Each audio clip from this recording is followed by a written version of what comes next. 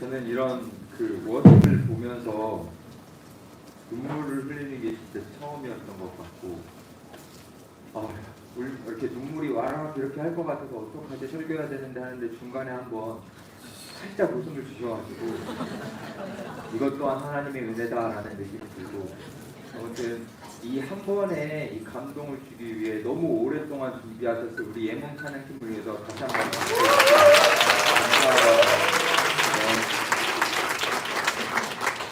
너무너무 감동이었고 감사한 것 같아요. 제가 이 그 워십을 보면서 이런 생각이 들었어요. 설교를 안 해도 될 것 같다라는 느낌이 들 정도로 정말 감동이 들었던 것 같습니다. 여러분들도 그러셨죠? 네. 우리 같이 이제 말씀을 볼 건데 오늘도 여러분들 저를 도와주실 수 있나요?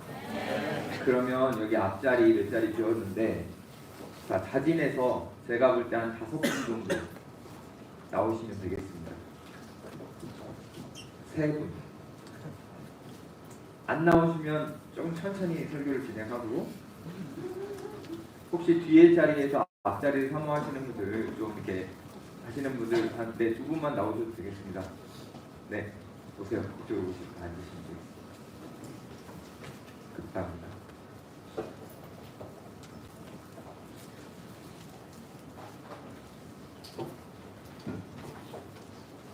같이 한번 말씀을 찾아볼 건데, 늘 같은 본문으로 하고 있어서 너무 쉽죠? 고린도후서 13장 13절 말씀인데요. 제가 오늘은 어디에다 포인트를 두고 여러분들에게 읽어드리는지 잘 보시고 들어보시면 되겠습니다. 주 예수 그리스도의 은혜와 하나님의 사랑과 성령의 교통하심이 너희 무리와 함께 있을지어다. 네. 어디에 포인트가 있었죠? 네, 예수님의 은혜, 성령님의 교통하심인데, 오늘 설교 제목은 성령님의 사귐이라고 나왔거든요. 근데 이게 여러분들 좀 헷갈릴 수 있지만 번역마다 좀 달라요. 똑같은 얘기거든요. 우리 개역개정에서는 교통하심이라고 나오지만 표준 세번역 같은 성경에서는 사귐이라고 나옵니다. 사귐이 교통하심이라서 그래요. 그래서 저는 오늘 여러분들이 익숙한 교통하심이라는 단어로 쓰겠지만 쉽게 이해하기 위해서는 사귐이라고 여러분들이 이해하시면서 오늘 말씀을 들으시면 되겠어요. 우리가 이제 수련회를 시작하면서 공동체는 무엇인가를 살펴봤고, 어제는 하나님의 사랑에 대해서 살펴보면서 제가 반복적으로 여러분들에게 말씀드린 것은 이겁니다. 성부 하나님, 성자 예수님, 성령님, 이렇게 삼위 하나님은 영원 전부터 서로 사랑하시면서 행복하셨던 존재였다. 근데 이 사랑이 어떻게 이렇게 성부, 성자, 성령이 연결되냐면, 이건 이제 아마 처음 들어보시는 분들도 있을 텐데, 성부 하나님께서 사랑을 시작하셨습니다. 그래서 성부 하나님이 사랑을 출발하셔서 그 사랑을 아들이신 예수 그리스도께 사랑을 주셨습니다.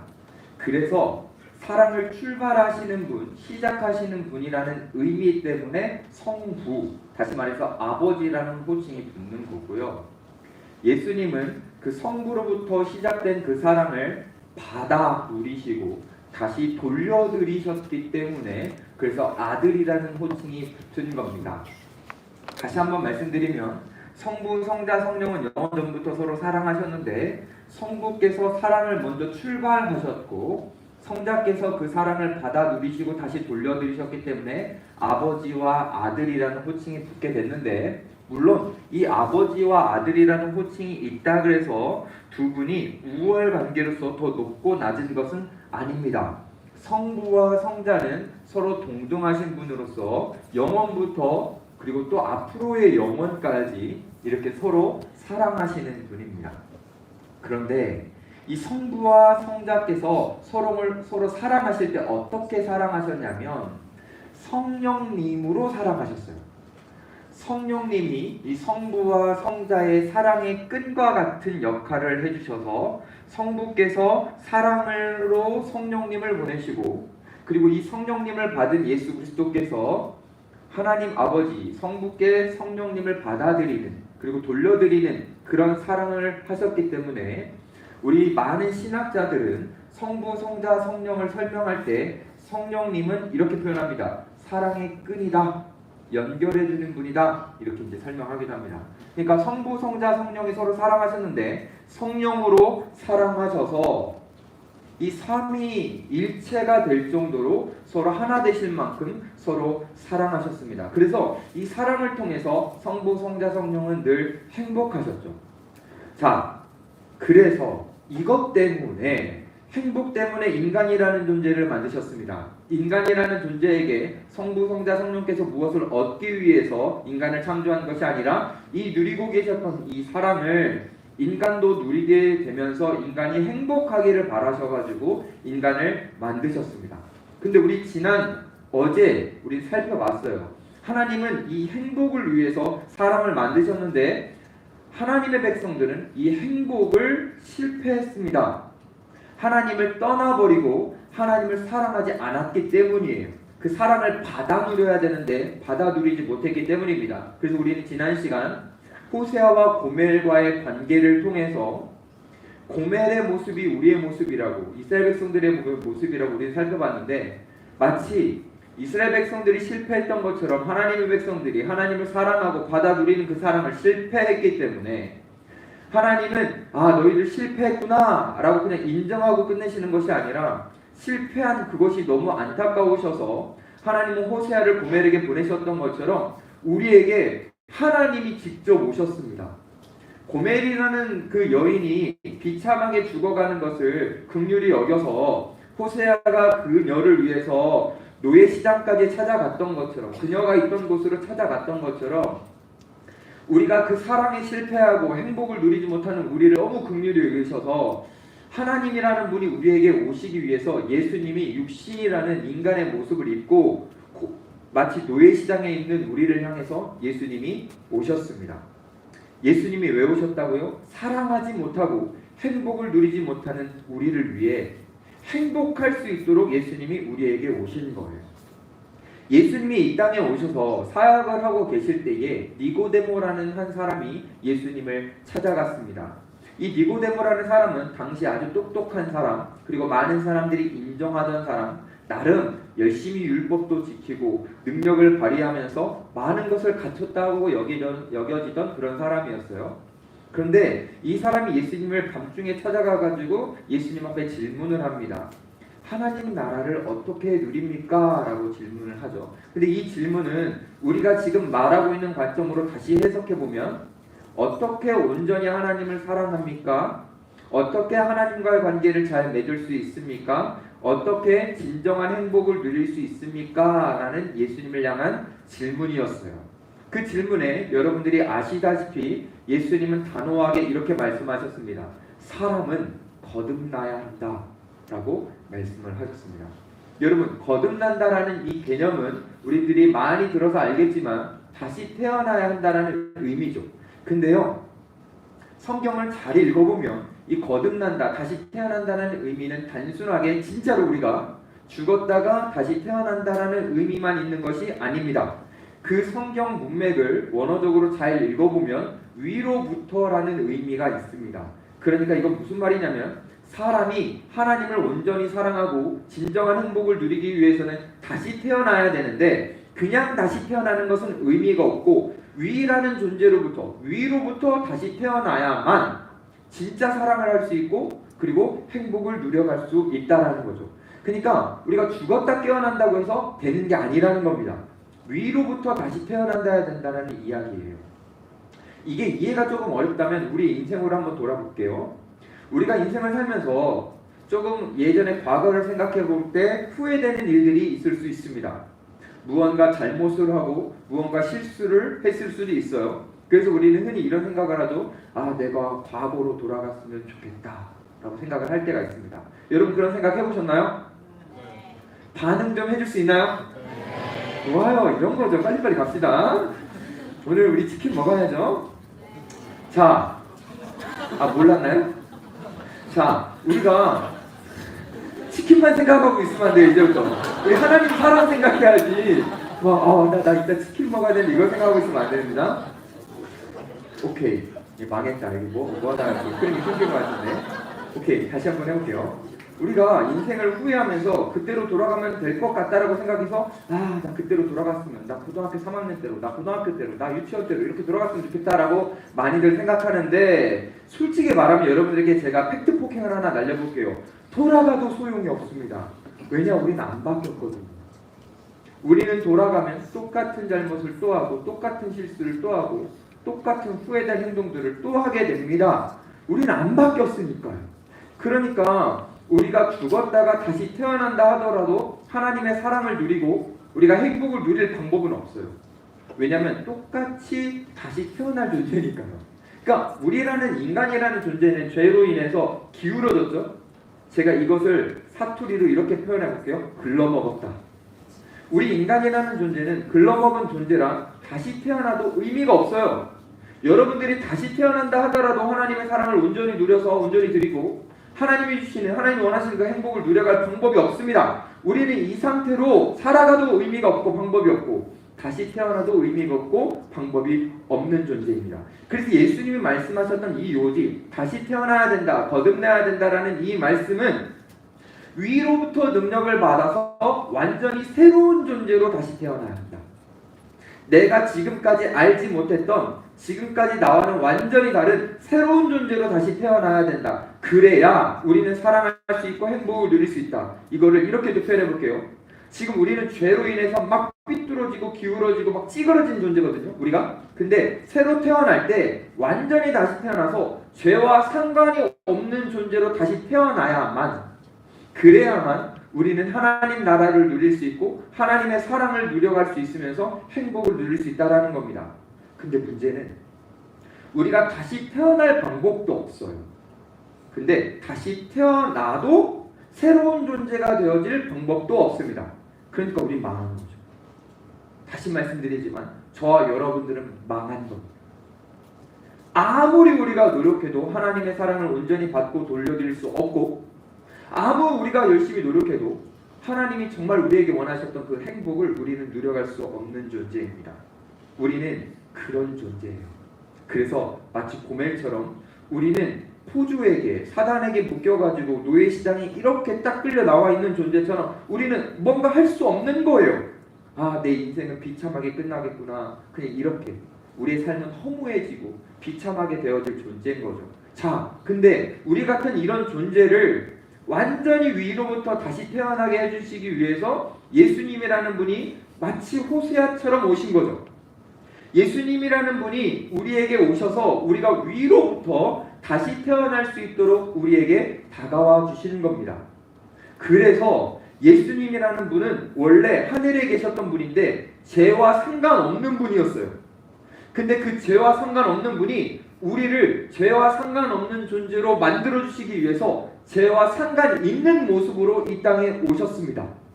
예수님이 이 땅에 인간의 모습을 입고 오실 때 아담이 타락하기 전 좀 영광스러운 그 몸의 상태를 가지고 이 땅에 오신 게 아니라 오히려 우리 때문에 아담이 타락하고 난 이후의 몸, 타락의 몸, 죄성 가득한 몸, 너무너무 연약한 몸, 다시 말해서 썩어서 점점 사망으로 가는 그 죄의 결과가 여기 나타난 우리 같은 이 몸을 입고 예수님이 오신 거예요.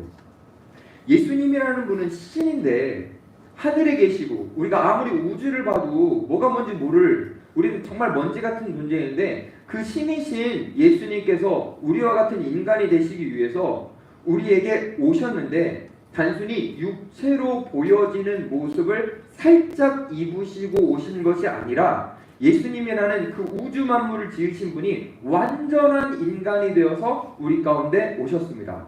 그래서 예수님이라는 분은 우리가 겪는 배고픔, 고통, 한계, 슬픔, 아픔, 우리가 겪는 그 죄로 인한 영향력 말고도 우리 인간이라는 연약한 존재가 갖고 있는 모든 것들, 이것만큼은 벗고 싶고 이것만큼은 없애고 싶은 그 모든 것들을 예수님은 다 안으시고 이 땅에 오시는 거죠. 예수님이 이렇게 신이 인간이 되어 오셨던 이 모습은요, 사실 우리가 아무리 상상해도 상상할 수 없는 그림입니다. 마치 우리 인간이 저기 비 오면 땅밖에 딱 나와가서 꿈틀거리고 있는 저 지렁이를 구원하기 위해서 내가 인간이 지렁이처럼 되는 거죠. 여러분 지렁이를 아십니까? 지렁이가 인간의 생각을 압니까? 인간의 뜻을 알겠습니까? 저는 지렁이가 되게 미련하다고 생각해요. 도로에 나오면 안 돼. 우리는 그걸 못 봐. 지렁이를 차 운전할 때. 근데 비만 오면 나와. 왜 죽는지도 모르는 채로 죽어. 죽을 때 형체도 없어져. 야, 지렁이는 너무나 끔찍한 존재죠. 근데 우리가 그래요.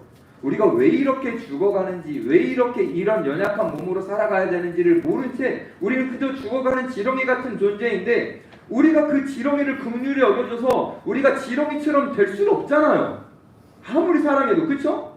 근데 예수님이라는 분이 우리를 사랑하셔서 마치 우리가 지렁이가 되는 것처럼 예수님은 인간의 모습을 입고 이 땅에 오신 거죠. 근데 비교 한번 해보면 우리가 지렁이가 되는 것은 너무나 큰 간격인 것 같지만 사실 큰 간격은 아닙니다.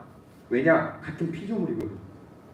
여러분이나 지렁이나, 이렇게 말하면 서운할 수도 있지만 우리나 지렁이나 같은 피조물인데, 창조주이신 하나님이 인간이라는 피조물이 된다라는 것은 이것은 생각하고 상상할 수 없는 낮아짐입니다.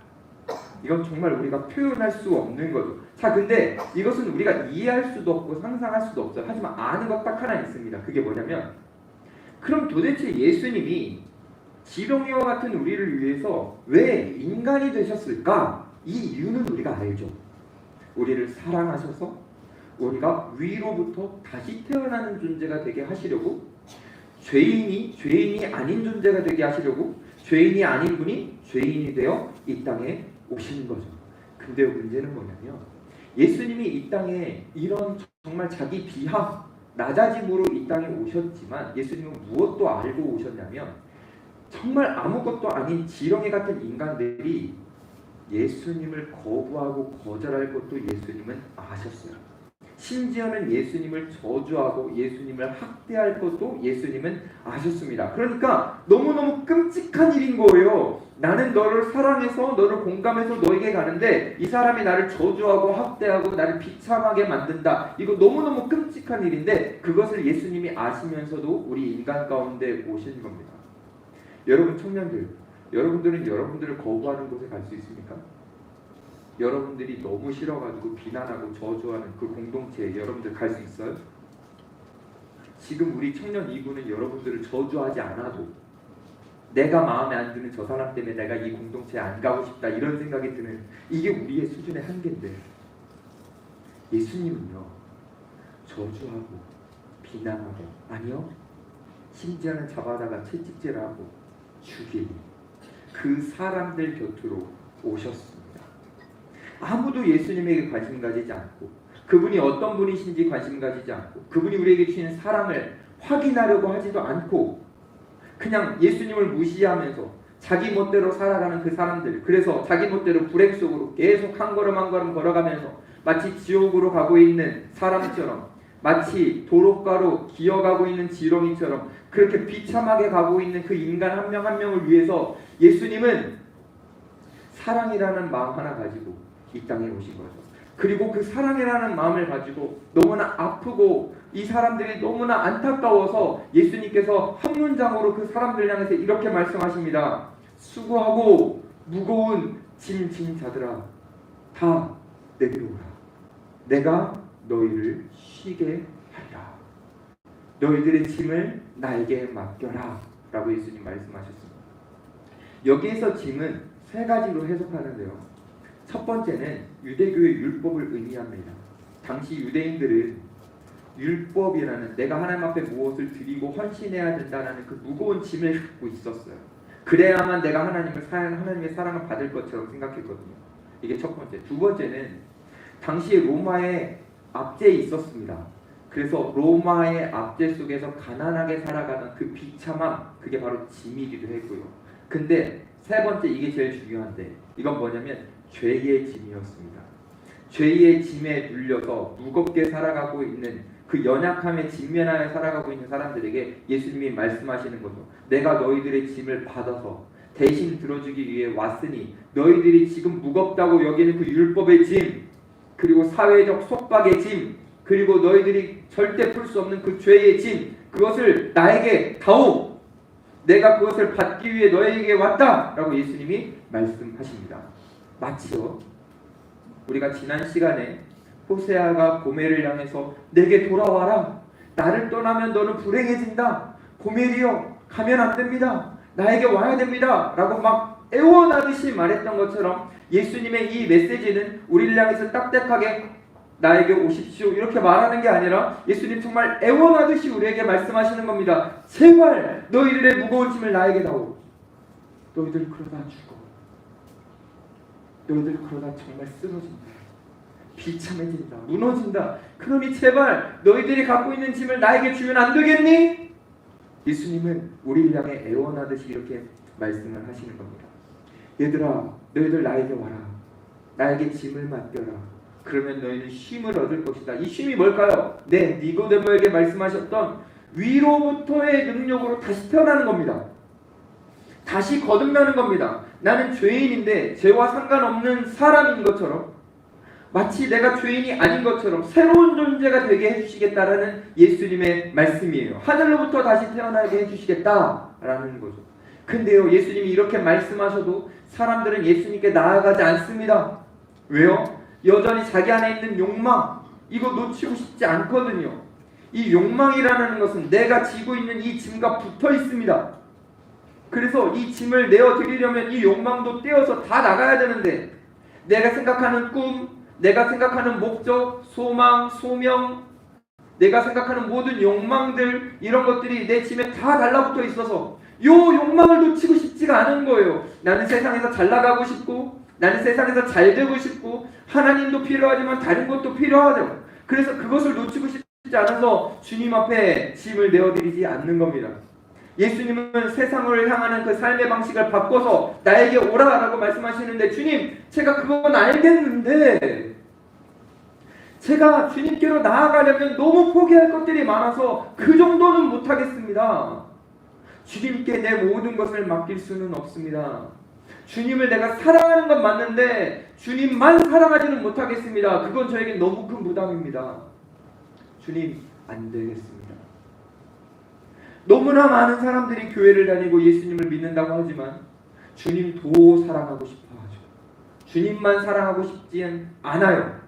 그래서 그 모습을 바라보시는 예수님께서는 안타까워하시면서 탄식하는 겁니다. 얘들아, 왜 이렇게 안 바뀌는 거니? 얘들아, 왜 이렇게 안 바뀌는 거야? 왜 이렇게 돌이키려고 하지 않는 거니? 나는 너희들을 위해서 낮아지고 또 낮아져서 하늘 영광을 버리고 너희들께 가운데로 왔는데 너희들은 어찌 한 발자국도 움직이지 않니? 너희들은 왜 이렇게 변화를 두려워하는 거야? 나는 너희를 위해서 모든 것을 다 포기하고 왔는데 어쩜 너희들은 하나도 변하는 것이 없니? 예수님이 우리를 향해서 탄식하듯이 애원하듯이 말씀하시는 겁니다. 그리고 우리가 변화되지 않고 여전히 이 욕망을 꽉 붙잡고 이것만큼은 놓치고 싶지 않아요 라고 우리가 말할 때에 주님은 그런 우리의 모습을 보면서 우시는 거죠. 너무 슬퍼하시는 겁니다. 안타까워하시는 겁니다. 여러분, 요즘 어떻게 사는 것 같습니까? 여러분들은 정말 주님 앞에 모든 것을 다 내어드렸습니까? 우리는 흔히 교회에서 찬양하고 기도하고 말씀 듣고 나눔할 때는 이렇게 표현해요. 정말 주님께 나아가고 싶어요. 주님을 사랑하길 원해요. 근데요, 진짜 실질적으로 돌아보면 한 발자국도 안 움직입니다. 꿈쩍도 하지 않아요. 이전의 모습과 이전의 삶과 전혀 달라지려고 하지 않습니다. 왜죠? 여전히 내 꿈이 있거든요. 내 목표가 있거든요. 내 뜻이 있거든요. 그래서 요거 안 놓치려고 한 발자국도 안 움직입니다. 예수님에게 관심 갖기보다는 여전히 자기 자신에게 관심 있어요. 내가 회사에서 얼마나 빨리 진급할 수 있을까? 내가 많이 물질을 벌어서 내가 원하는 여행을 다 다니고 내가 즐겁게 누리고 내가 좋아하는 사람 만나서 결혼하면서 안정된 삶을 꾸려가고 그냥 그저 내가 생각하고 이루고 싶은 그것들, 그것이 우리의 욕망인지도 모르고 그저 예수님보다 자기 자신이 더 중요한데, 근데 교회만 나오면 주님 사랑합니다, 주님이 나의 전부입니다, 주님만을 원합니다 라고 너무 자연스럽게 말해요.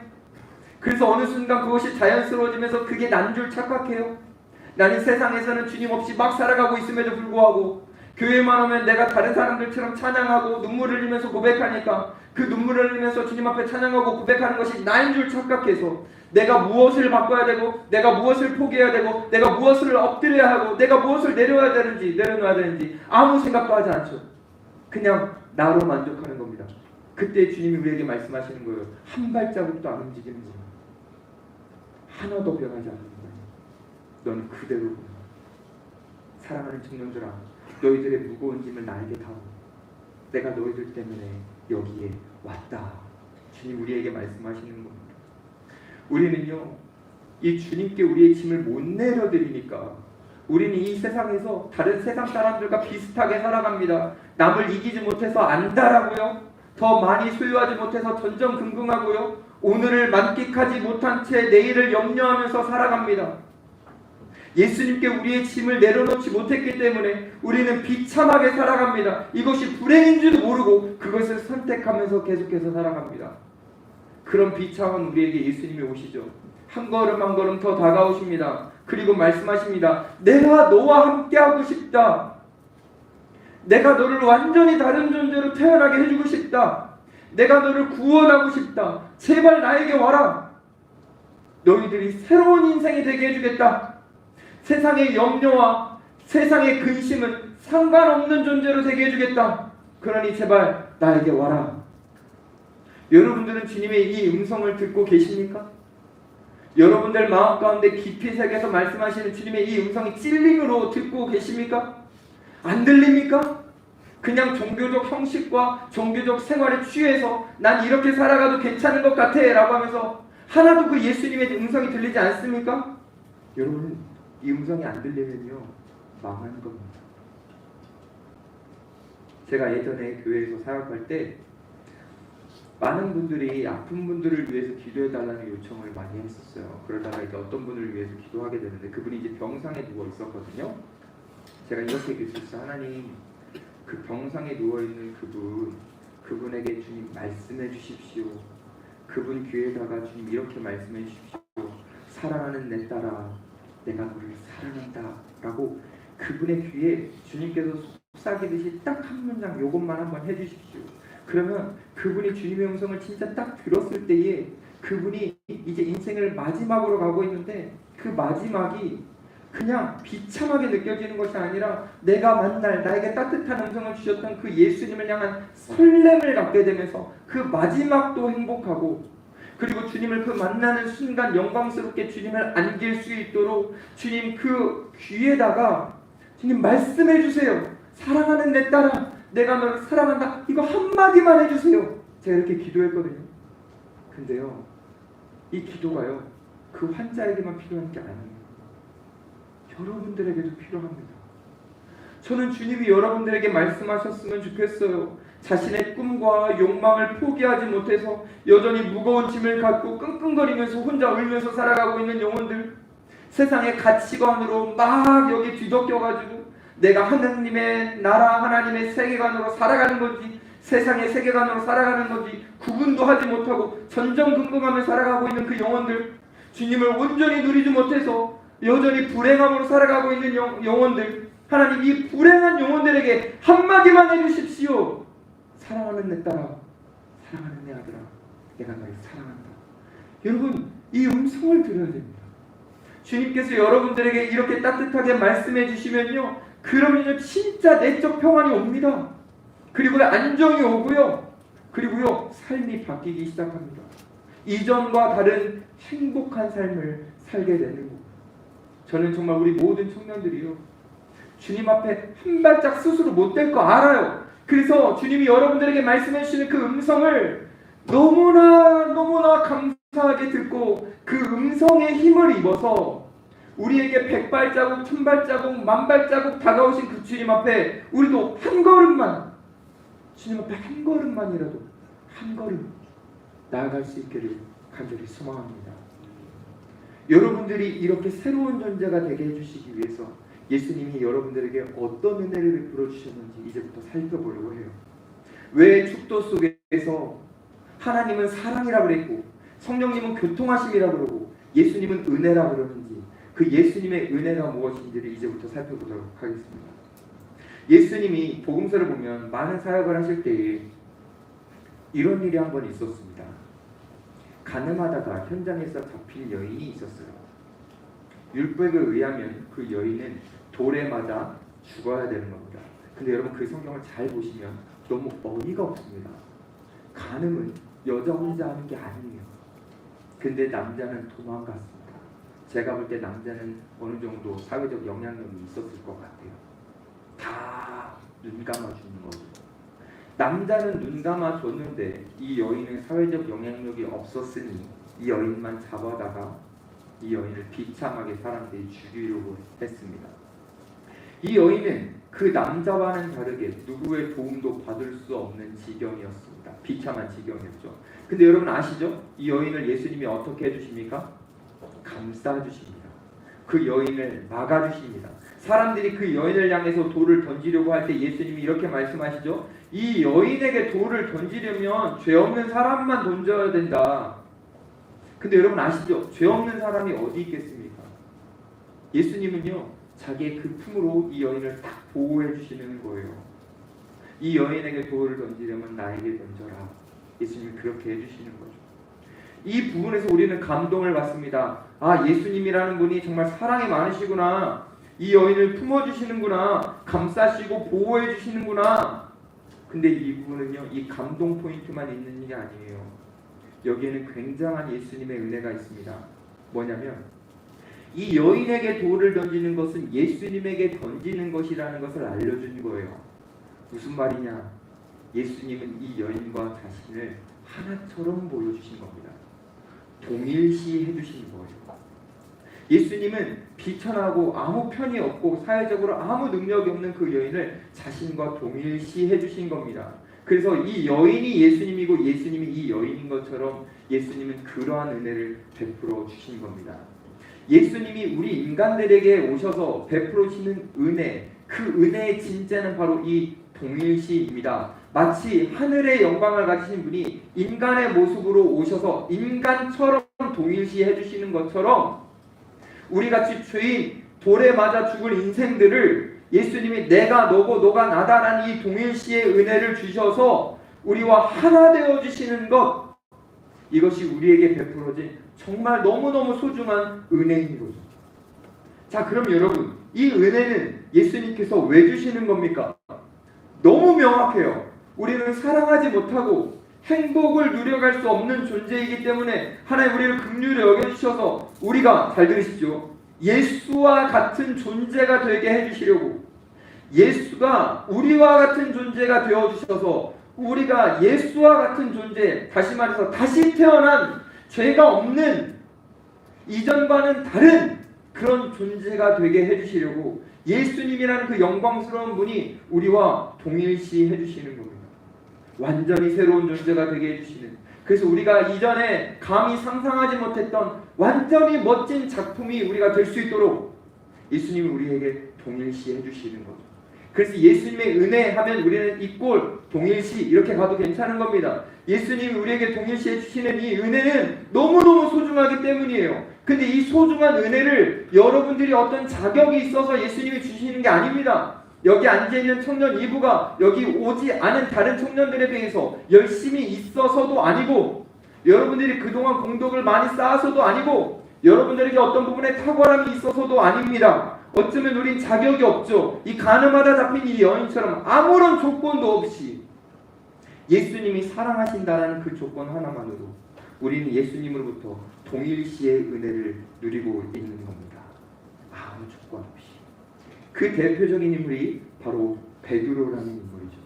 저는 이 베드로라는 인물이 어떤 동일시를 받았는지는 지난 12월 목자 리트릿 때 여러분과 나눈 적이 있습니다. 제가 이렇게 이제부터 질문을 해가지고, 여기 목자 리트릿 때 오셨던 분들이 있으시죠? 여러분들 다 기억나시죠? 이럴 것 같아서 준비했습니다. 그냥 하려고. 처음 듣는 것처럼 그냥 들으시면 됩니다. 베드로라는 인물은 여러분들 아시다시피 예수님의 제자 정도가 아니라 수제자였죠. 그 당시 문화권에서 누군가의 제자가 된다는 것은 그 사람의 명예를 위임받는 겁니다. 그래서 내가 잘못하면 그 선생님이 피해를 보게 되는 거고요. 명예를 위임받는 겁니다. 베드로는 예수님의 수제자였으니까 예수님으로부터 명예를 위임받는, 다시 말해서 예수님이 베드로를 정말 사랑하셨고 믿어주신 사람이었습니다. 바로 베드로가 그런 존재이죠. 근데 예수님은 베드로를 사랑하셨고 믿어주셨는데 여러분 아시다시피 예수님이 잡히시는 그 상황 속에서 베드로는 자기가 위협을 감지하고 예수님을 부인합니다. 한 번만 부인한 것이 아니라 몇 번이나 부인했어요? 아니 이렇게 보여드렸는데도 다르게 말씀하신다고요? 몇 번이나 부인했어요? 2번 부인했습니다. 그 다음에 세 번째 건 제가 다르게 해야 돼요. 아 좀 잘 따라주세요. 이렇게 했는데 정말 성경 많이 안다고 또. 자, 베드로가 예수님을 몇 번 부인했죠? 2번 부인했습니다. 그리고 나서 멀찍이 예수님이 재판받는 그 상황이 너무너무 궁금했어요. 그래서 예수님이 너무 궁금해가지고 멀찍이 서서 예수님이 재판받는 장면을 보고 있었습니다. 그 상황 속에서 누군가 베드로를 또 고발했어요. 그래서 그 순간 다시 한번 베드로가 예수님을 부인하게 됩니다. 근데 이 세 번째 부인할 때는 베드로가 충격을 받았죠. 첫 번째 충격은 예수님이 예언해 주셨기 때문이기도 하지만 이 두 번째 충격이 더 컸습니다. 세 번째로 예수님을 부인할 때는 예수님이 곁에 있었기 때문에, 예수님이 신문받는 그 모습을 지켜보고 있었기 때문에 예수님과 눈이 마주쳤습니다. 자기가 부인하는 것을 예수님께 제대로 들켰죠. 근데 들켜서 너무너무 민망하고 마음이 불편한 그 상황 속에서 예수님이 이 베드로를 딱 바라보시는데, 제가 표정으로 말해볼 테니까 어떤 마음인지 한번 맞춰보세요. 이거 뭡니까? 예? 제가 연기가 좀 안 돼서 이런 표정을 안 지으셨어요. 예수님은 베드로를 향해서 공감의 눈빛을 주셨습니다. 내가 너를 이해한다라는 눈빛이, 미움과 원망의 눈빛이 아니라 내가 너를 이해한다라는 베드로에게 눈빛을 주셨습니다. 이때 베드로가 무너집니다. 마치 어제 고멜이 그 호세아가 자기를 향해서 사랑을 계속 줬을 때 무너졌던 것처럼, 자기가 잘못한 것을 뻔히 알면에도 불구하고 호세아가 사랑을 줬을 때 무너졌던 것처럼, 베드로도 그 예수님의 공감과 이해의 눈빛을 받으면서 베드로는 무너지고 통곡하게 됩니다. 그러면서 알게 되는 거예요. 아, 나는 쓰레기구나. 나는 예수님의 수제자라고 생각해서 나는 다른 사람들보다 더 나을 줄 알았고, 나는 다른 사람들보다 어느 부분에 있어서는 예수님에게 더 인정받을 수 있는 뭔가 자질을 갖춘 사람이라고 생각을 했는데 아니었구나. 내가 예수님과 3년간 같이 있을 수 있었던 이유는 나에게 어떤 열심이 있어서가 아니라 그저 예수님의 은혜였구나. 나는 쓰레기구나. 근데 이런 쓰레기 같은 나에게 왜 예수님은 명예를 위임해 주셨을까? 왜 쓰레기 같은 나를 예수님은 공감의 눈빛으로, 사랑의 눈빛으로 계속해서 봐주셨을까? 베드로는요, 이것을 느끼면서 통곡할 수밖에 없었죠. 사랑하는 여러분 혹시 자기가 쓰레기라고 생각해 보신 적 있습니까? 있는 분 한번 손 들어보세요. 많이 있네요, 쓰레기. 쓰레기라고 느꼈다면서요. 이렇게 직접 들으니까 좀 별로예요? 나는 나를 스스로 쓰레기라 할 수 있지만 당신 할 수 없어. 맞아요, 뭐 그럴 수 있죠. 저도 제가 쓰레기라고 느꼈거든요. 근데요, 쓰레기라는 걸 느끼면 느낄수록 예수님의 사랑이 더 커집니다. 나 같은 쓰레기를 왜 사랑해 주시지? 나같이 버려져야 될 비참한 존재를 예수님은 왜 사랑해 주실까? 저는 여러분들이 그 쓰레기 같다라고 매일 느꼈으면 좋겠고, 그 매일 느끼는 나의 비참함 속에서 예수님이 여러분들을 공감해 주시고 그럼에도 사랑해 주시는 그 시선으로 인해서 여러분들이 이전과는 느낄 수 없었던 완전히 새로운 감격을 누려가셨으면 좋겠습니다. 베드로가 그걸 느꼈거든요. 베드로가 이후에 예수님이 죽으시고 부활하신 이후에 제자들이 이제 갈릴리에서 물고기를 잡으면서 살아갔었습니다. 그때 예수님이 제자들을 찾아가셨죠. 그리고 숯불에다가 불을 딱 피워가지고 물고기를 딱 구워가지고 떡이랑 해가지고 제자들에게 주시려고 했습니다. 숯불에 보면 기가 막히죠? 여러분 물고기 숯불에 먹어보셨어요? 안 좋아하시는구나. 고기만 숯불에 구워서 드시죠? 생선도 숯불에 구우면 맛있습니다. 그래서 멀리서 냄새를 맡고 이런 거 아니야. 베드로가 멀리서 예수님을 딱 바라보고 예수님이 딱 확인되자 예수님 이렇게 딱 나아가는데 너무너무 당황하죠. 왜요? 숯불이 있었으니까. 이 숯불이라는 것은 베드로에게는 트라우마죠. 마지막 세 번째, 그리고 그 전에도 그랬을 수 있지만 베드로가 예수님을 부인했을 때 바로 옆에 있었던 게 숯불이었기 때문에 이 숯불이라는 것은 내가 예수님을 부인했던 내 쓰레기 같은 모습을 확인할 수 있는 장치입니다. 근데 예수님은 일부러 베드로가 자기가 쓰레기 같은 존재라는 것을 인식하라고 숯불로 구우셨어요. 예수님은 일부러. 그러니까 예수님은 지금 베드로가 의식하게 하셨는데 베드로는 예수님 앞에 너무 기뻐가지고 딱 나왔을 때 멈칫하는 거예요. 맞다. 나 예수님한테 잘못했다라고도 말 못했는데, 나 예수님 앞에 죄송하다라고도 말 못했는데 부인하는 거. 근데요, 예수님이 그 숯불 위에다가 물고기와 떡을 부으시는 거예요. 숯불 아래다 굽는 게 아니고 위에다 부었죠. 이거 의도죠. 예수님은 지금 베드로에게 그 부인 사건을 말씀하지 않으시고요. 그 베드로의 비참한 기억, 숯불이라는 트라우마 같은 그 기억을 물고기와 떡으로 생각나는 오병이어라는 영광스러운 기억으로 덮어주셔서 베드로의 그 비참함이 느껴지는 그 쓰레기같이 느껴지는 그 트라우마 같았던 그 사건들을 예수님께서는 그 기억을 지워주시고 주님과 함께 누렸던 그 영광스러운 기억을 남겨주셔서 베드로가 죄로 인해 비참하게 나는 아니야 라고 하면서 계속 살지 않도록 예수님은 은혜로 덮어주셨습니다. 근데 이 의도를 베드로가 알지 못할 수도 있죠. 그래서 그냥 예수님은 베드로에게 물고기를 주시고 먹여주십니다. 베드로는 이 상황 속에서 예수님에게 말하고 싶었어요. 예수님 죄송해요. 근데 이걸 지금 다른 제자들은 모르잖아요. 다른 제자들은 내가 부인한 걸 몰라요. 그러니까 나는 여전히 다른 제자들한테 수제자이고 싶어요. 난 여전히 좋은 모습을 보여주고 싶어요. 근데 제자들이 있어. 그래서 예수님과 1대1로 있었으면 말씀드리겠는데 여러 제자들이 같이 있다 보니까 말씀을 못 드리는 거예요. 차라리 예수님이 베드로에게 그냥 입모양으로만 베드로야 사랑한다. 베드로야 내가 너를 용서했다. 이렇게 해주면 베드로야 용서했다. 그럼 다른 제자들은 무슨 소리 하겠지만 베드로는 알 수 있잖아요. 그렇게 해주면 베드로의 마음이 너무너무 풀리고 편안해질 것 같은데 예수님은 그 말씀을 안 하시죠. 예수님은요 베드로를 만난 그 이후 나중에까지도 베드로에게 용서한다는 말씀을 안 하십니다. 왜 안 하셨을까요, 여러분? 동일시예요. 내가 너고 너가 난데 무슨 용서냐? 내가 너라니까? 너가 나라니까? 그래서 우리 사이에는 용서라는 말이 안 어울린다. 예수님은요 베드로에게 용서라는 그 단어를 쓰지 않으셨어요. 그 대신 너가 나고 내가 너이기 때문에 이 관계가 있기 때문에 다른 걸 물어보셨습니다. 이렇게 물어보셨어요. 베드로야, 네가 나를 사랑하느냐?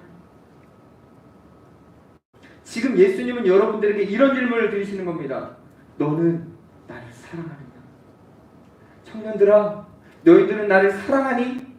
나는 너희를 사랑한다. 너와 하나인 것처럼 사랑한다. 누군가 너희들에게 돌을 던질 때 나에게 던지는 것처럼 너희를 사랑한다. 나는 너희를 위해 모든 것을 내어줄 만큼 나는 너희를 사랑한다. 너희도 나를 사랑하느냐? 예수님이 여러분들에게 물으시는 겁니다. 여러분 혹시 좋아하는 것과 사랑하는 것의 차이를 아십니까? 여러 가지로 구분할 수 있지만 저는 오늘 이렇게 구분하려고 해요. 좋아하는 것은 그 사람으로 인해 내가 행복해졌으면 좋겠다. 사랑하는 것은 나로 인해 그 사람이 행복해졌으면 좋겠다. 여러분들에게 지금 물으시는 거예요. 청년들아, 내 사랑하는 자녀들아, 너는 나를 사랑하니? 아니면 나를 좋아하니? 나는 너희를 사랑한다. 나는 너희로 인해 행복하려고 하는 것이 아니라 나로 인해 너희들이 행복했으면 좋겠다. 너희도 나를 사랑해주면 안 되겠니? 지금 예수님은 우리들에게 말씀하시는 겁니다. 저는 여러분들이 예수님의 사랑 고백을 들으시고 정말 예수님을 좋아하는 것을 넘어서 예수님을 사랑하셨으면 좋겠어요. 예수님으로 인해서 내가 구원받고 천국 가는, 예수님을 위해서 내가 행복하겠다라는 그 마음을 넘어서서 나도 예수님을 행복하게 해드리고 싶다. 나로 인해 예수님이 기쁘셨으면 좋겠다. 저는 우리 모두가 예수님을 사랑하셨으면 좋겠습니다.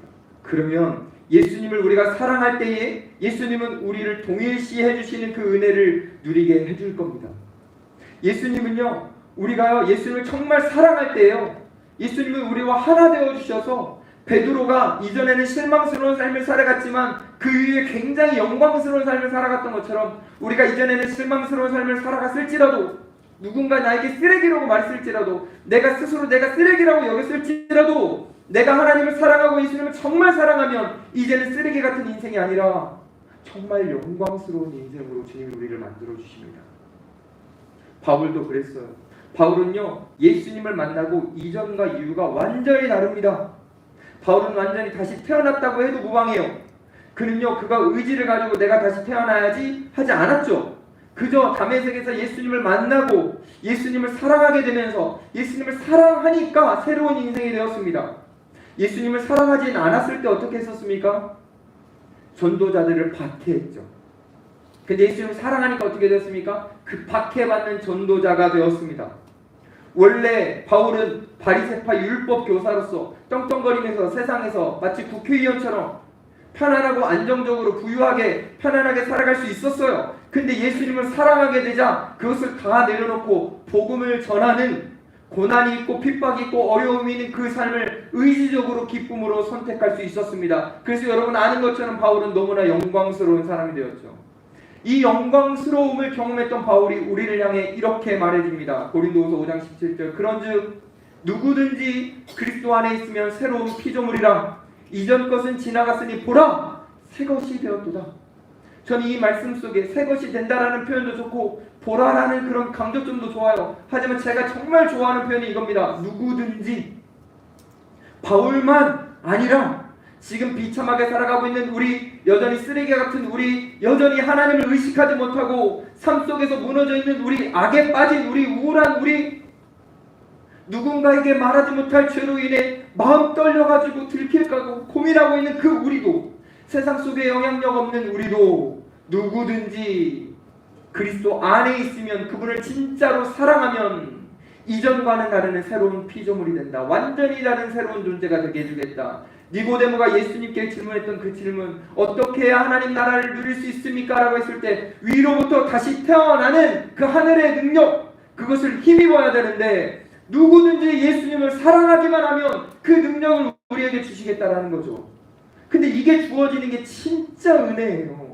예수님과 우리가 함께 할 수 있다라는 거, 그분을 통해서 우리가 완전히 다른 존재가 되어진다라는 거, 그분이 나 같은 쓰레기를 같은 쓰레기처럼 오셔서 동일시해 주신다라는 거. 그래서 하나님이 우리를 쓰레기로 보지 않고 예수님처럼 영광스러운 하나님의 자녀로 보신다라는 거. 이게 바로 우리에게 주어진 가장 큰 은혜입니다. 여러분, 진짜 은혜는요, 교회 다니다가 회사 진급하고 신앙생활 열심히 했더니 뭐 돈 잘 벌고 주식 대박 나고 이런 거 은혜 아닙니다, 여러분. 그거는요, 예수님이 아니라 세상도 주잖아요. 진짜 은혜는요, 내가 예수님 없이 자유를 누리고 있었는데 그게 제동이 딱 걸리는 거예요, 고난으로. 그게 바로 은혜입니다. 진짜 은혜는요, 내가 예수님 없이 부유함을 추구하고 그것을 누리면서 살아가고 있었는데 그게 막히는 거예요. 그게 은혜입니다. 진짜 은혜는 내가 주님 없이 어떤 소원을 가지면서 꿈을 꿨는데 그게 껍데기라는 것을 인식하게 되고 내려놓는 거, 그게 바로 은혜입니다. 그리고 우리 안에 주님과 하나 되고자 하는 그 갈망, 내가 주님을 진정으로 사랑해보고자 하는 그 갈망, 그 갈망이 내 안에서 막 샘솟듯이 커지는 거, 그게 바로 은혜입니다. 예수님과 함께하는 것이 행복이라는 것을 알고 예수님과 딱 붙어서 절대 떨어지지 않으려고 하는 그 마음, 그 결단, 그래서 주님 앞에 한 걸음 내딛는 거, 그게 바로 진짜 은혜입니다. 저는 여러분들이 이 은혜로 살아가시기를 간절히 바랍니다. 그래서 우리가 주일날 살펴봤던 것처럼 우리에게는 시험이 오죠. 고난이 오죠. 저는 여러분들이 예수님과 딱 붙어서 고난이 있으나 마나한 사람으로 만드시고 여러분들이 주님과 함께 딱 붙어서 사단이라는 존재가 여러분들 곁에 있으나 마나한 것처럼 상관없는 것으로 여러분들이 만들어 가셨으면 좋겠습니다. 예수님을 진정으로 사랑하셔서요. 전반전 끝. 자, 2분간 스트레칭 시간을 드릴 거고, 어제처럼 늦게 들어오시면 안 되니까 편안하게 물도 한 잔 드시고 편안하게 스트레칭 좀 하시면 좋겠습니다. 지금 8시 12분인데요. 14분 시작합니다.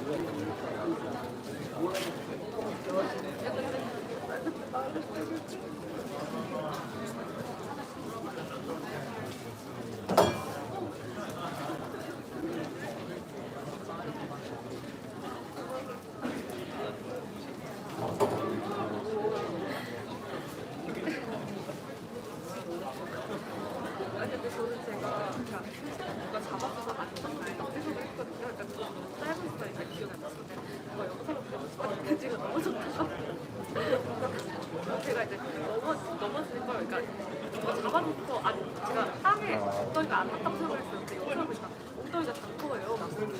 그래서 넘어진 다음에 그래가지고 제가 막 너무 팀원들이 잡아줘서 안 넘어졌어 했는데 영상을 볼 때 진짜 근데 하나도 안 닿아서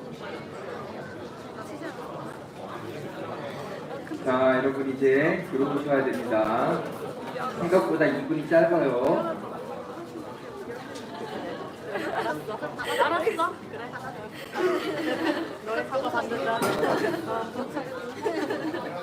제가 오늘을 맞춰서 맞아. 그건 못 받아.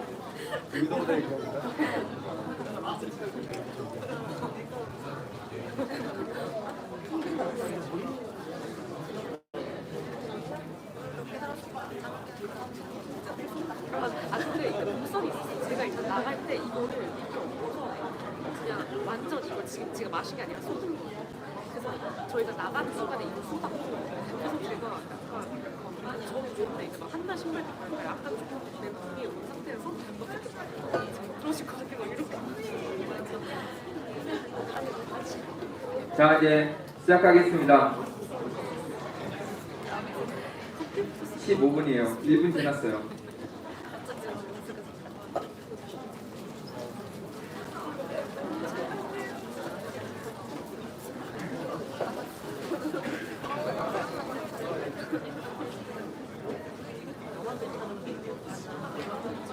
근데 오히려 이렇게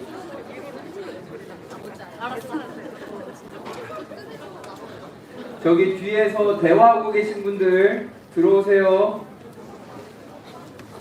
네, 시작하겠습니다.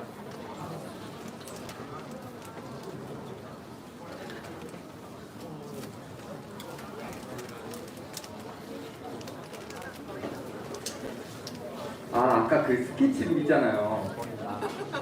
이 남자 쪽에 있잖아요. 조금 더 설명했어야 되는데 그거 끝나고 그 여성들의 여러분들의 눈빛이 약간 좋지 않더라고요. 시간이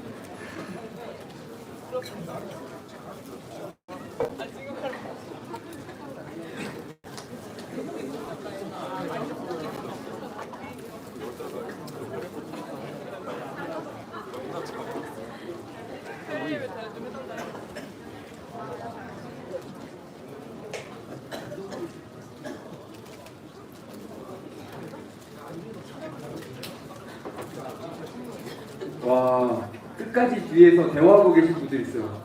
와, 빨리 들어오셔야 됩니다. 회장님, 저 시작해야 돼요. 이러다 늦습니다. 그냥 시작해도 될까요, 여러분? 네, 우리가 뒤에 시간이 딱 정해져 있어가지고 그냥 할 테니까 편안하게 그냥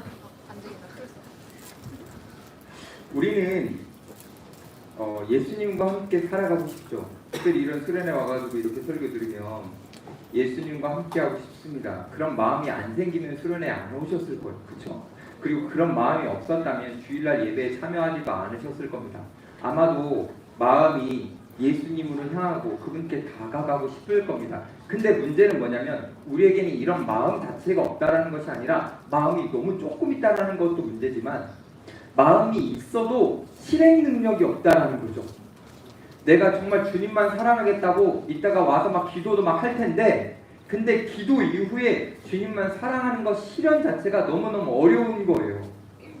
이것을 하나님이 아세요. 우리가 예수님과 함께 딱 살아간다는 것은 우리의 의지만으로 안 된다는 것을 하나님이 아셨습니다. 우리가 스스로 안 된다는 걸 아셨어요. 그래서 이제부터 다룰 주제, 성령님께서 우리에게 오신 겁니다. 우리가 예수님과 하나 될 수 없다는 것을 아시고 예수님과 하나 될 수 있도록 성령께서 오셨어요. 자, 한번 퀴즈를 한번 내볼게요.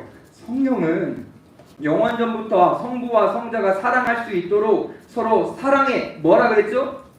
끈이라 그랬죠? 맞아요. 성령님은 그런 분입니다. 그래서 우리가 예수님과 사랑할 수 있도록 우리를 예수님과 묶어주는 끈으로 우리에게 오신 겁니다.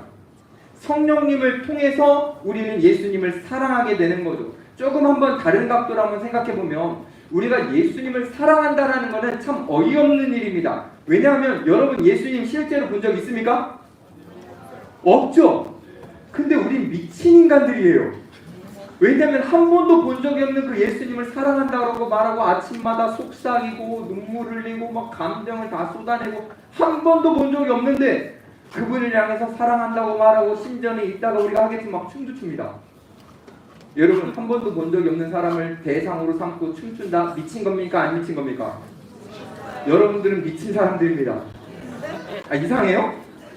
아니죠. 근데 우리가 이렇게 예수님의 미친 사람들처럼 될 수 있었던 이유는 우리가 이성적 사고를 가지고 성경을 읽을 때에 예수님이라는 분이 진짜 있구나 라는 것을 우리가 받아들였기 때문이 아니라 여러분들에게 성령님이 오셨기 때문입니다. 성령께서 여러분들 마음속에서 예수님이라는 존재와 우리를 딱 붙여가지고 끈으로 이렇게 묶어주셨기 때문에 우리가 그 존재 예수님이라는 분을 인식하고 그분을 받아들이고 그분을 사랑하고 그분을 따라가고 싶다라는 마음이 생기는 거죠. 이 미친 일은 성령님이 우리를 예수님과 연결시켜 주셔서 가능한 일입니다. 근데 이렇게 좋은 우리 성령님이 우리를 예수님과 연결만 시켜주시는 것이 아니라 많은 부분에 도와주세요. 성령님의 별명이 보혜사이시거든요. 보혜사라는 이 표현처럼 우리가 위로가 필요할 때는 위로를 주시고 공감이 필요할 때는 우리를 공감해 주시고 상담이 필요할 때는 우리를 상담해 주시고 심지어는요 우리가 무슨 말을 해야 될지까지 그 말까지도 알려주십니다. 그래서 성령님과 함께 살아가는 사람은 누군가를 위로하고 상담하고 그 사람에게 필요한 말도 할 수 있게 되는 겁니다. 성령님과 함께 할 때요. 근데 반대로 성령님과 함께 하지 않으면 우리는 정말 무익한 사람이 됩니다. 우리는 누군가를 공감하려고 했는데 오히려 상처를 주고 도움을 주려고 말을 하는데 그 사람에게 상처의 쐐기를 받고 성령님과 함께 하지 않으면 우리 입술과 우리의 눈빛과 우리의 손과 발은 다 무기가 됩니다. 다른 사람들에게 상처 주고요. 그래서 우리가 하는 행동과 우리가 하는 말이 다 무익하게 되는 거예요. 여러분 열심히 신앙생활을 하고 어느 순간 하나님을 만나는 그 순간에 하나님이 여러분들에게 네가 했던 말과 행동과 열심은 다 무익했다라고 말씀하시면 얼마나 허무할까요? 최선을 다해서 교회 다니고 진짜 수련회 때마다 임원단처럼 막 뒤에서 마을 목자들처럼 헌신하고 챙기고 그리고 막 찬양팀으로 이따가 기도하는데 찬양팀은 기도도 못해요. 반주만 계속 해야 돼. 똑같은 거 계속 치니까 얼마나 지루하겠어요. 손가락이 너무 아플 거예요. 근데 진짜 좋은 마음을 가지고 그렇게 막 헌신해 주는데 우리가 하나님을 만나는 나중에 그 순간에 하나님이 무익했다라고 말씀하시면 얼마나 우리의 노력과 헌신이 허무해질까요?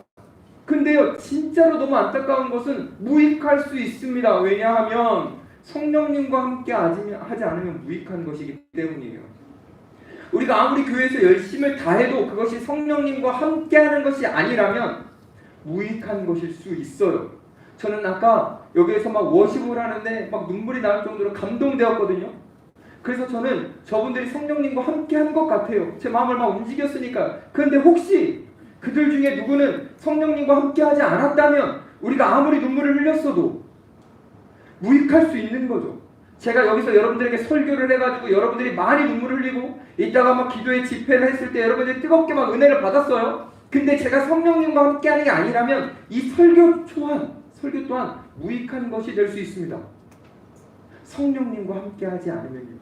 근데요, 너무나 감사한 것은 성령님께서 우리와 함께 해주시고요, 그 함께 사역할 때 그 성령님을 통해서 우리가 즐거움을 누리게 하십니다.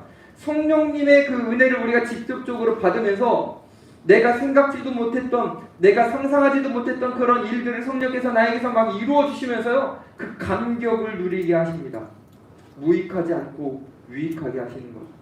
제가 예전에 신방을 다닐 때 이런 경우가 있었습니다. 제가 요즘 청년들 신방은 예배 형식이 아니니까 편안한 마음으로 가고 좋은데, 전에 교회에서는 예배 형식이어가지고 말씀 나누고 그랬거든요. 설교 형식으로. 그렇게 했는데 설교가 그 사람 1대1로 가서 하는 거니까 그 사람에게 맞춤형으로 좀 이렇게 준비를 해야 되는데 잘 그 사람을 모르니까 되게 어려웠거든요. 근데 어느 날 신방 가기 전에 하나님이 성령께서 저에게 어떤 말씀을 딱 주시더라고요. 그래서 그 말씀을 가지고 그 사람에게 가서 나눴어요. 그랬더니 그 성도님이 하나님에게 뭔가 말씀을 받는 것처럼 되게 행복해 하시더라고요. 감격해 하시더라고요. 저는 그분이 행복해 하는 것을 보면서 저도 행복했습니다. 근데 왜 또 행복했냐면, 나 같은 존재가 뭐라고 하나님이 나에게 할 말까지 알려주시나, 이게 너무나 감격스럽더라고요. 우리가 일상을 살아가는데요, 여러 사람들에게 우리가 말을 하고 행동을 하면서 살아가는데 성령께서 여러분들에게 말할 것을 공급해 주시고 여러분들이 어떤 행동을 해야 될지 사인을 막 주셔서 여러분들이 그 사인을 받아가지고 행동하고 살아가다 보면요, 이게 굉장히 감격스럽습니다. 내가 뭐라고 성령께서 나에게 이렇게 도움을 주시나, 너무너무 감격스러워. 성령 하나님은요, 우리 안에 오셔서요, 할 말도 알려주시고 사역할 때도 다 도와주시지만 최고로 너무너무 감사하게 우리에게 베풀어 주시는 것은 뭐냐면, 우리가 예수님과 딱 묶일 수 있도록 해주시는 거예요. 이 사랑의 끈. 이 사랑의 끈으로 우리가 예수님께 딱 묶이는 순간 어떤 일이 일어나냐면, 말씀을 볼 때 이 말씀이 나를 막 칩니다. 내가 얼마나 부정한 사람인지, 내가 얼마나 죄인인지 막 나를 치고요, 그러면서 내가 얼마나 죄인인지를 알게 됩니다. 성령님이 하시는 많은 역할 중에 한 가지는 우리를 책망하시는 거거든요. 우리 인간들은요, 생각보다 누군가의 책망을 듣기 싫어합니다.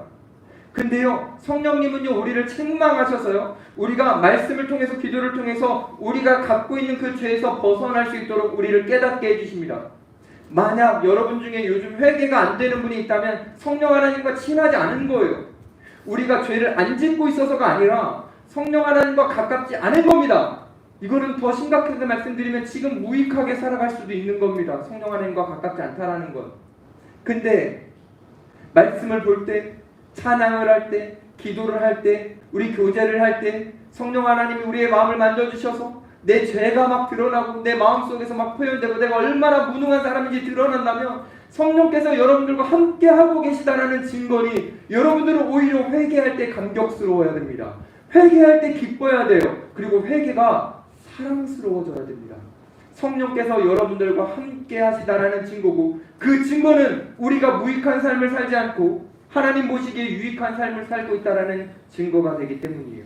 우리가 주님과 함께 연합하여 주님을 위해서 살게 되고, 심지어는 성령 하나님 우리를 막 주장하시고 이 안에서 막 충만하게 해주시면, 나는 나를 위해 살지 않고 예수님을 위해서 살겠다라고 하는 그 결단까지 나오고 그런 삶까지 살아가게 됩니다.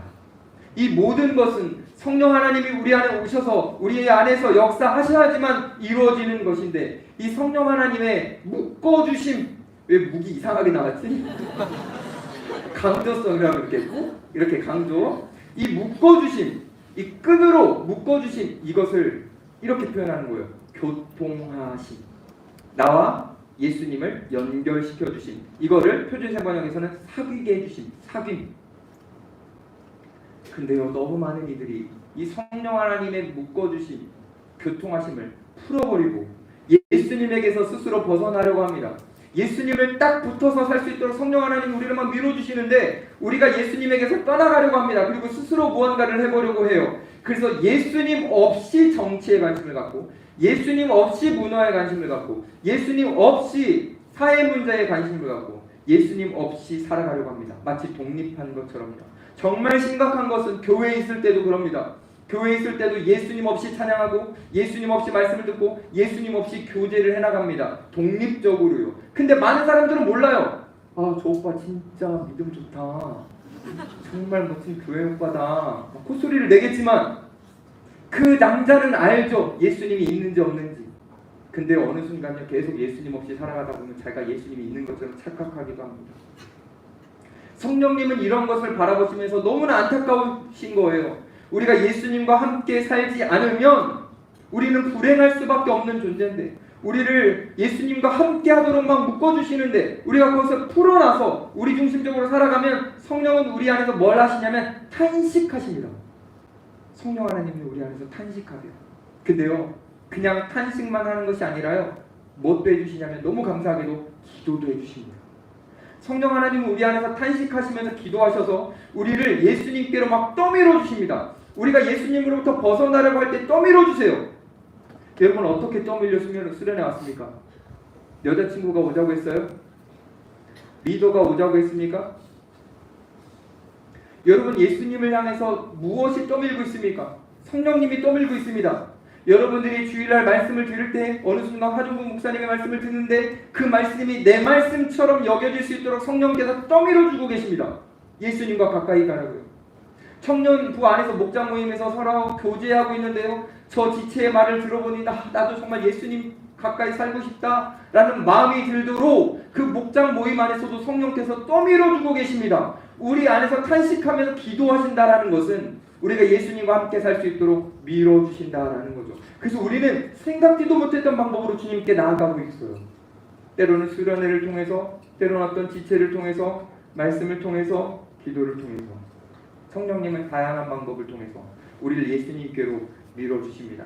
근데요, 생각해보면 성령께서 우리를 떠밀어 주시는 것 자체가 너무너무 쉽지 않은 일입니다. 우리를 위해서 역사해 주시는 것이 성령 하나님께서는 너무너무 힘든 일입니다. 어쩌면 성령 하나님은 우리 안에 거하시는 것 자체가 고통이실 수 있어요. 왜냐? 우리의 마음은 더럽거든요.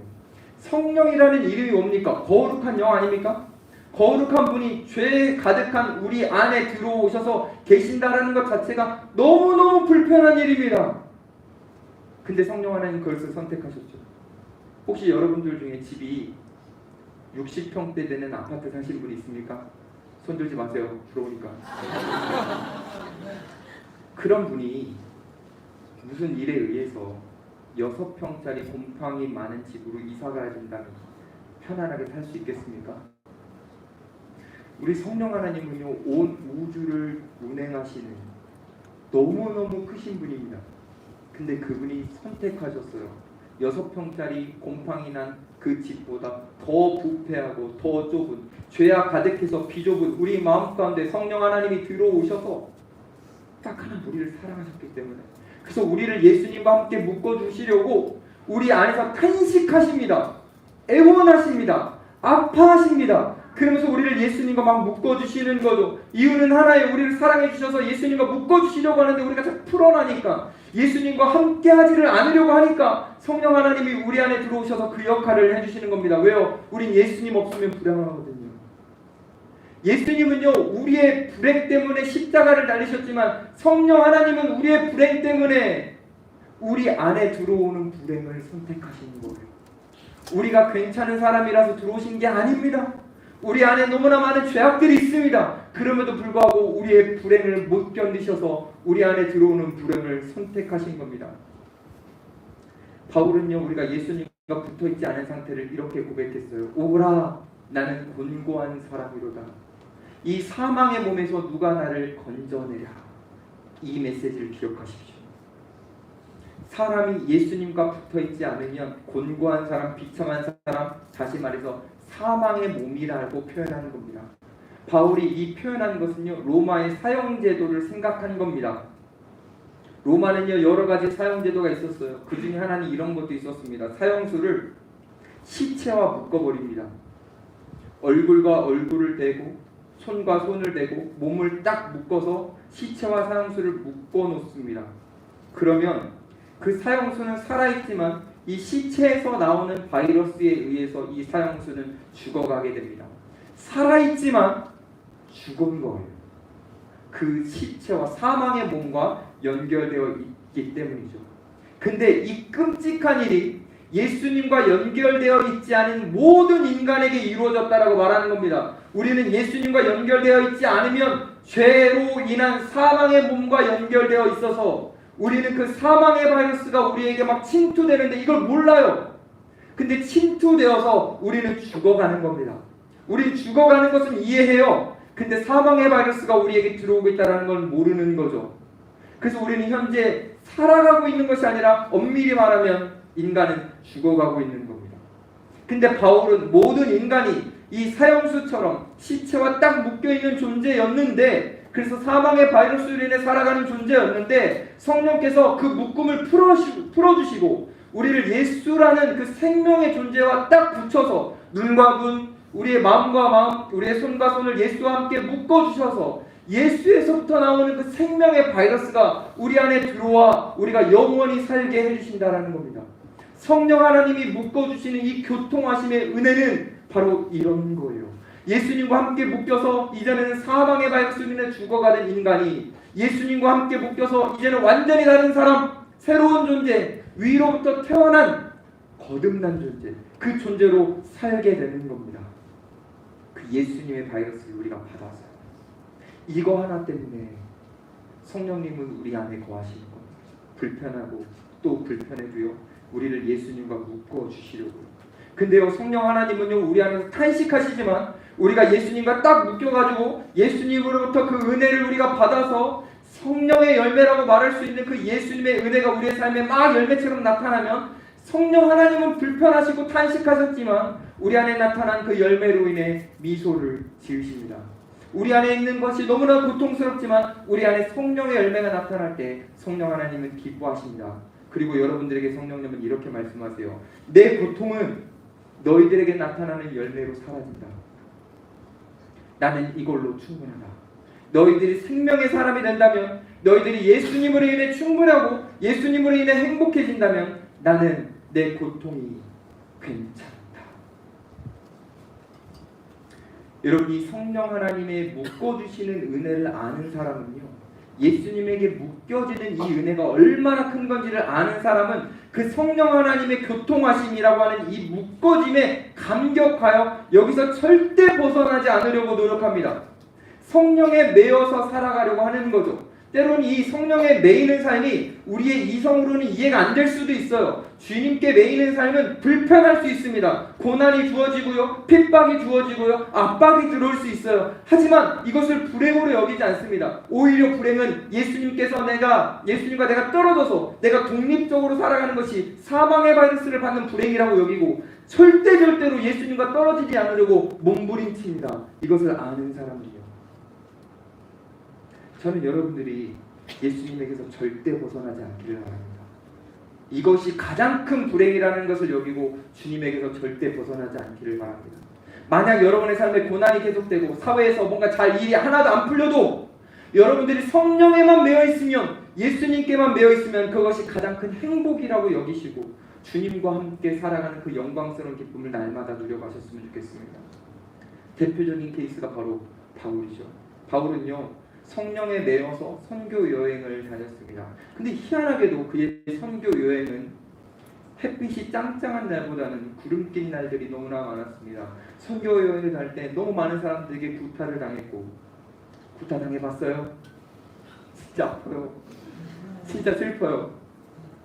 구타도 당했고 비난도 당하고 모욕도 당하고 거절도 당하고.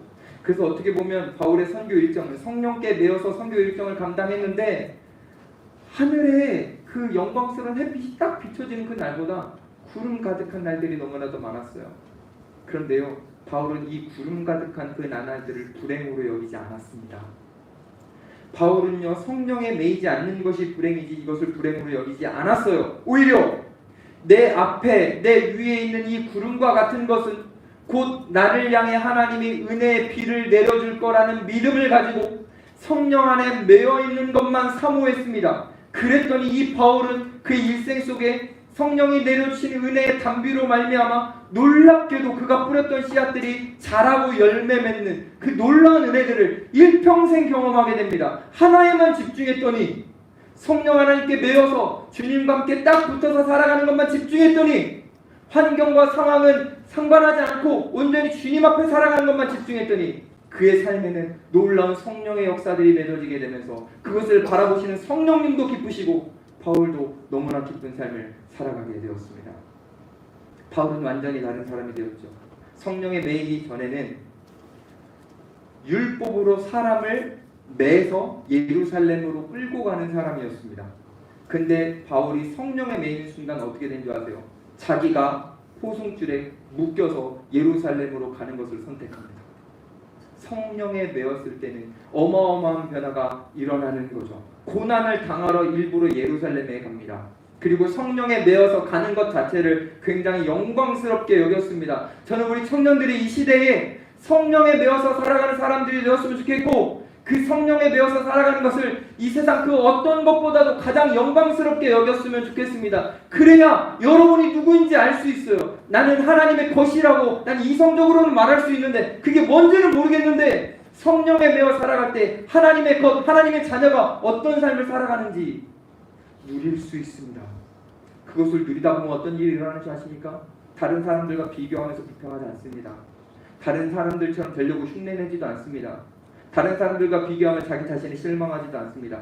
성령에 매어 살아가면 주님이 주신 내 모습을 사랑하게 되고 주님이 주신 내 환경과 상황을 만족하게 되고 주님이 창조하신 나 그대로를 받아들이며 나 자신을 진짜 만들어가고 발견하게 됩니다.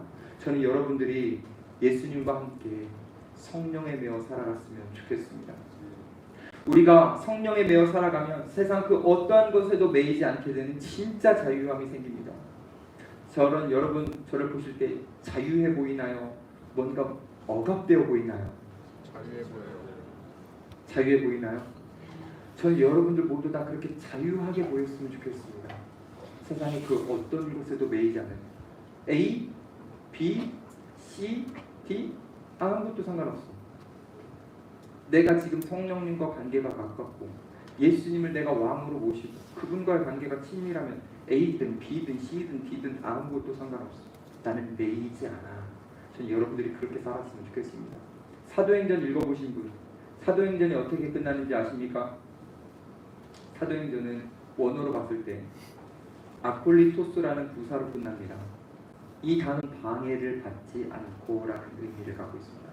사도행전은 성령행전이라 말할 수 있는데 그 성령행전이 어떻게 끝난다고요? 아무런 방해를 받지 않고. 사도행전은 성령에 매인 사람들은 아무런 방해를 받지 않고 살아가는 것으로 끝냅니다. 사도행전 28장까지 기록되어 있는데 29장을 써내려가야 할 저와 여러분들이 성령에 매인다면 아무런 방해를 받지 않고 멋지게 살아갈 수 있다라고 사도행전이 말하는 거예요. 우리가 성령에 매일 때 세상에 매이지 않게 되면서 세상에 방해받지 못하는, 세상이 감당치 못하는 너무너무 영광스러운 존재들이 여러분이 다 될 수 있다는 겁니다. 다시 말해서 여러분들은 행복한 존재가 될 수 있다는 겁니다. 사랑하는 청년들, 여러분들 요즘 행복하십니까? 여러분들은 주님을 통해 정말 행복하십니까? 하나님은 우리가 행복하기를 바라십니다. 그래서요, 우리 성부 하나님은 자격 없는 우리를 사랑하셨고 그 자존심과 명예를 우리에게 위임해 주시기까지 우리를 책임지는 사랑을 우리에게 주셨습니다.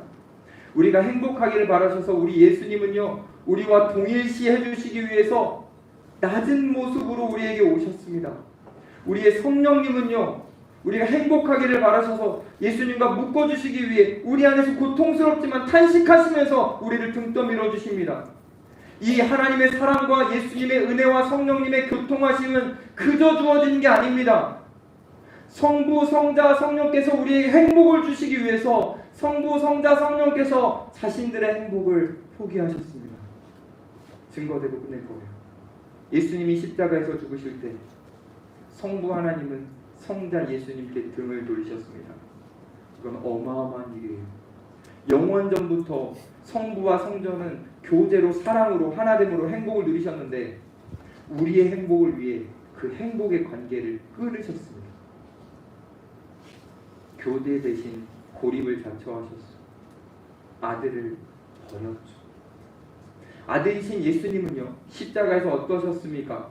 하나님과 분리되는 고통, 우리와 인간과 똑같은 모습이다라는 것을 보여주시기 위해서 온 몸이 다 벌거벗어지며 수치를 당하는 그 고통. 예수님이 절규하시죠. 어찌하여 나를 버리시나이까. 하나님과 끊어졌거든요. 불행을 느끼시는 거예요. 우리의 불행을 제거하시기 위해서. 저는요, 십자가를 생각할 때 우리는 흔히 예수님의 고통만 생각하는데요, 성령님이 진짜 고통당하셨습니다. 왜냐면요, 성부와 성자는 영원전부터 사랑의 교제를 하셨는데 무엇으로 교제하셨다고 그랬죠? 성령님이 사랑의 끈이었죠. 근데 십자가에서 그 교제의 끈이 끊겼습니다. 찢어졌어요. 성령님은요, 십자가 그 사건 때 자신의 몸이라고 표현할 수 있는 그 성령님 자체가 갈기갈기 찢어지셨습니다. 마치 예수님이 십자가에서 온몸이 찢어지는 고통을 받으신 것처럼 성령님도 그 고통을 받으신 것. 왜요? 왜 이런 불행을 겪으셔야 되죠? 왜 성령님이 이런 불행을 겪으셔야 됩니까? 무슨 잘못을 했습니까? 우리 예수님이 무슨 잘못을 했습니까? 우리 하나님이 무슨 잘못을 했습니까? 영원전부터 행복하셨던 그분들이 왜 이렇게 불행을 선택하셔야 하는 거죠? 이유는 하나입니다. 우리가 불행 아닐까요? 우리에게 행복을 주시기 위해서 하나님이라는 분은 불행을 선택하셨어요. 그래서 우리에게 하나님의 사랑과 예수님의 동일시해 주시는 은혜와 성령님의 교통하심을 주는 거죠. 저는 우리 모든 청년들이 끝까지 책임지시는 그 하나님의 사랑, 동일시해 주시는 그 예수님의 은혜, 우리를 예수님과 묶어주시는 이 성령님의 교통하심을 여러분들이 날마다 누리시기를 간절히 소망합니다. 절대로 이 은혜를 잊지 마세요. 그냥 주일날 축도 들을 때에 이런 게 있나 보다라고 듣지 마세요. 여러분들에게 주어진 은혜가 얼마나 큰지를 누리고 세상 속으로 가십시오. 예배 끝날 때 여러분들 향해서 축복해드리는 이 축복은 아무나 누릴 수 있는 것이 아니라 진짜 하나님이라는 분이 행복을 버리시고 우리에게 주신 것이기 때문에 이 축복을 안고 세상으로 한 걸음씩 가더라도 이것을 안았기 때문에 우린 예수님과 멀어지지 않고 성령에 매어서 세상을 살아가도록 이 축복을 주시는 겁니다. 단순하게 기도하는 게 아니에요. 여러분들이 세상 속에 살지만 세상 속에 살지 않고 하나님 나라를 살 수 있도록 세상 속에 절대 매이지 않고 성령에 매어 예수님과 함께 살아갈 수 있도록 주님께서 우리에게 은혜를 베풀어 주시는 것이죠. 주님이 여러분들에게 이런 말씀을 주십니다. 청년들아, 나는 너희들을 위해서 행복을 포기했다. 나는 너희들에게 한 걸음 한 걸음 왔다. 나는 너희의 마음 안에 들어왔다. 이제 제발 나를 주목해라. 나는 너희들 없으면 안 된다. 나는 너희들 없으면 안 된다. 제발 나에게 돌아와라. 나와 함께 하자. 여러분, 세상에 좀 치일 수 있습니다. 우리가 세상에 좀 거부당할 수 있습니다. 그러나 여러분만큼은 주님과 함께 영광스럽게 사십시오. 제발요. 전 여러분들이 정말 마지막입니다. 세상이 감당치 못하는 사람, 세상이 여러분들을 주무를 수 없는 사람, 마치 다니엘처럼 아무리 여러분들에게 좋은 것으로 그리고 세상의 화려한 것으로 여러분들을 주무르려고 해도 난 성령에 매어 예수님과 함께 살아가는 사람이다라는 그 하나님의 것이라는 정체성을 놓치지 않고 주님과 함께 날마다 행복을 누려가는 저와 여러분들이 되었으면 좋겠습니다.